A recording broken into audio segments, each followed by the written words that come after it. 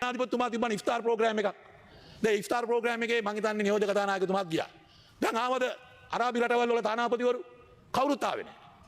ඉරාන තානාපතිතුමාවද එයා ආවෙත් නැහැ. දැන් මැදස්ත නම් දෙගොල්ලම එන්න බෑ. දෙගොල්ලම ආවේ නැහැ. අරාබි රටවල් වල ඉන්න තානාපතිවරු ටික ආවෙත් නැහැ. ඉරාන තානාපති ආවෙත් නැහැ. මොකද දෙගොල්ලම දන්නවා ඕගොල්ලෝ ඩබල් ගේම් කියලා.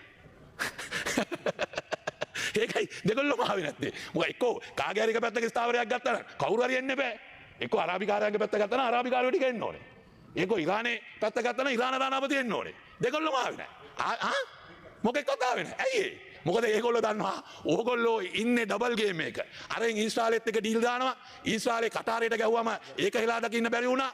ඒ හින්දා ඒගොල්ලෝ දන්නවා අද තමුන්නාන්සලගේ විදේශ ප්‍රතිපත්තිය තියෙන්නේ ඊටාම නපුංසක තැනක. කියන්න කනගාටුයි.